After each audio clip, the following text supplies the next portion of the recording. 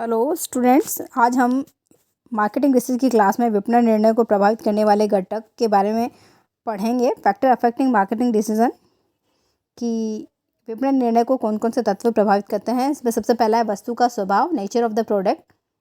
उत्पाद या सेवा के अनुरूप ही निर्णय लेने होते हैं क्योंकि उत्पाद उपभोक्ता या उद्योग से संबंधित हो सकते हैं। उपभोक्ता उत्पाद को प्रत्येक उपभोक्ता तक पहुँचाने के लिए गहन वितरण प्रणाली पर निर्णय लेता है क्योंकि औद्योगिक उत्पाद के लिए ऐसे निर्णय की आवश्यकता नहीं होती है। इसी प्रकार दोनों के विक्रय, संवर्धन, सेल्स, प्रमोशन के लिए निर्णय भी अलग अलग होते हैं। The next one is nature of the institution, संस्था की प्रकृति।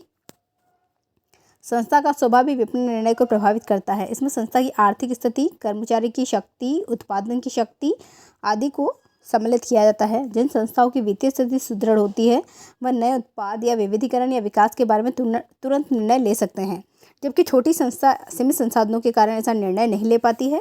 कंपटीशन या प्रतियोगिता, विपणन निर्णय प्रतियोगिता से प्रत्यक्ष प्रभावित होते हैं क्योंकि प्रतियोगी वस्तुओं और प्रतिस्पर्धी क्रियाओं से काफ़ी सीमा तक प्रभावित होता है। जस्ट लाइक मूल्य संबंधी निर्णय लेना और बाजार में प्रतियोगिता की स्थिति शून्य या सामान्य है तो ऊंची मूल्य नीति का निर्णय लिया जाता है। नेक्स्ट वन इज बाजार का स्वभाव, नेचर ऑफ द मार्केट। बाजार का स्वभाव भी विपणन निर्णय को प्रभावित करता है। इनमें ग्राहकों की संख्या, उनकी क्रय शक्ति, आदत, रुचि, आय का स्तर, शिक्षा का क्षेत्र आदि भी सम्मिलित किया जाता है। ये सभी बातें विपणन निर्णय को प्रभावित करती है। The next one is legal forces, कानूनी शक्तियाँ। राजकीय कानून और नीतियाँ भी विपणन के निर्णयों को प्रभावित करती है। अनेक बार सरकार कानून के जरिए वस्तु के पुनः विक्रय या उनके मूल्य अनुरक्षण, रीसेल प्राइस मेंटेनेंस पर प्रतिबंध लगा देती है, तो कभी कभी वस्तुओं और सेवाओं के मूल्य पर वह स्वयं ही निर्धारित कर लेती है। The next one is social forces, सामाजिक शक्तियाँ।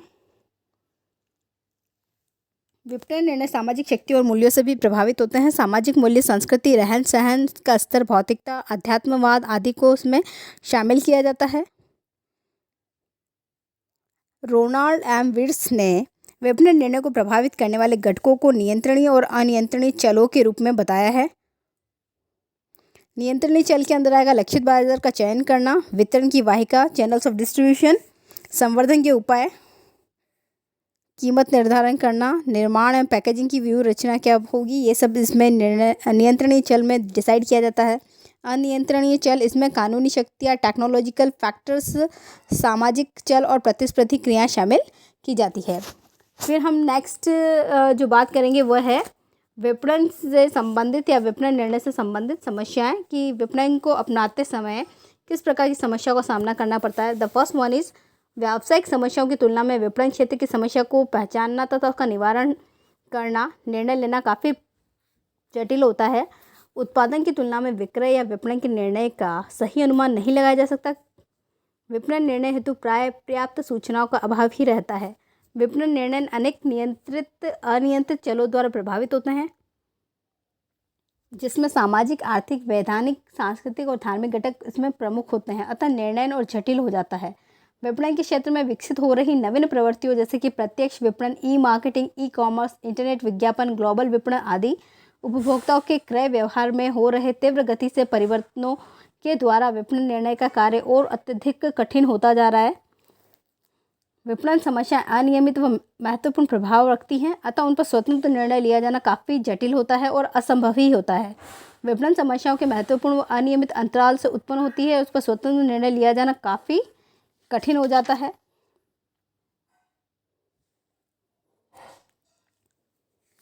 नेक्स्ट जो बात करेंगे हम वो है विपणन निर्णय की तकनीकें। इसमें फर्स्ट है नैतिक विधि या रूटीन अप्रोच। नैतिक विधि से समस्या के समाधान हेतु परंपरागत साधनों का प्रयोग किया जाता है। इसमें पिछले वर्षों के अनुरूप ही समस्या के समाधान का प्रयास किया जाता है। इसके संदर्भ में इतिहास, आदत आदि प्रमुख होते हैं। इस संदर्भ में प्रमाप परिचालन प्रक्रिया, स्टैंडर्ड ऑपरेटिंग प्रोसीजर का प्रयोग किया जाता है जो लिखित रूप में होते हैं तथा प्रबंधक को ये बताते हैं कि कुछ निश्चित दशाओं में उन्हें क्या करना चाहिए तथा प्रमाप परिचालन प्रक्रिया मैनुअल रूप में, फॉर्मेट ऑफ अ मैनुअल के रूप में होती है। सामान्य विधि से एक साधारण वरिष्ठ के आदेश का पालन करना होता है। प्रबंधक के पास वरिष्ठ अधिशासी के आदेश का पालन करने के अलावा और कोई अपॉर्चुनिटी नहीं होती। द नेक्स्ट वन इज वैधानिक विधि या वैज्ञानिक, साइंटिफिक मेथड। समस्या समाधान की वैज्ञानिक विधि में नियंत्रित परीक्षण के द्वारा माने गए उत्तर या परिकल्पना को स्वीकृत या अस्वीकृत कर दिया जाता है। इस विधि में कुछ प्रोसेस होती हैं, जस्ट लाइक समस्या को पहचानना, समस्या के बारे में प्रारंभिक अवलोकन करना, समस्या के लिए संभावित समाधानों की व्याख्या करना, वर्तमान ज्ञान के अनुरूप नियंत्रित परीक्षण के प्रयोग द्वारा समस्या को गहन रूप से खोजना। फिर है जो हमने डेटा रिसीव किए हैं उनका वर्गीकरण करना, प्राप्त समंकों का वर्गीकरण करना, समस्या को संभावित उत्तर प्राप्त करना प्रदान करना, समायोजन एवं समस्या के उत्तर की व्याख्या करना। द नेक्स्ट वन इज निर्णय विधि। प्रबंध की समस्या समाधान की निर्णय विधि सबसे लोकप्रिय और व्यापक रूप से प्रयोग की जाने वाली विधि होती है, क्योंकि इसमें वांछित परिणामों को प्राप्त करने हेतु एक ही निर्णय लिया जाता है। इस विधि का विस्तृत विवेचन बताया गया है, जो कि समस्या समाधान की सृजनात्मक विधि होती है। इसमें नए विचार, कार्य विचारों को सृजित करने, उन्हें लागू करने का प्रयोग किया जाता है। सकारात्मक दृष्टिकोण, कल्पना तथा नए संबंधों को एक साथ करने की योग्यता जैसी बातें इस पद्धति की मूलभूत आवश्यकताएं होती है। द नेक्स्ट वन इज परिमाणात्मक विधि, क्वांटिटेटिव अप्रोच। समाधान की अंतिम और महत्वपूर्ण विधि है। इसमें गणितीय प्रतिरूपों पर विशेष रूप से बल दिया जाता है। इसमें विविध व्यावसायिक क्रियाओं जैसे कि लागत में कमी करना, आय, विनियोग पर प्रत्यय आदि को मापन योग्य मूल्यों में अभिव्यक्त किया जाता है। परिस्थितियों में घटकों को संबंध गणितीय रूप में व्यक्त किया जाता है तथा वर्णित समस्या के ध्यान में रखते हुए समीकरण में मूल्यों को प्रस्तापित किया जाता है तथा परिणाम उसी के अनुरूप प्राप्त किया जाता है।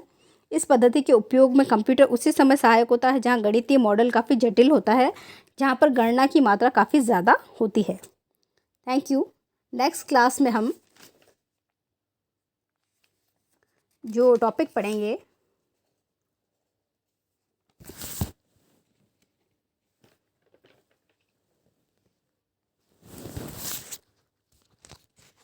उसके बारे में बता देती हूँ मैं आपको।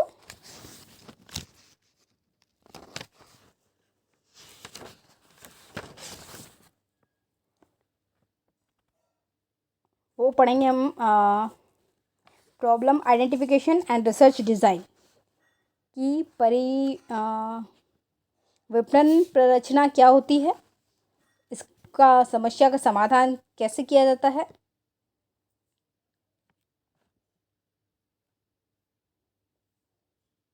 Problem identification and definition, developing a research proposal, determining research type, exploratory, descriptive and conclusive research, experimental design आदि के बारे में हम पढ़ेंगे नेक्स्ट क्लास में।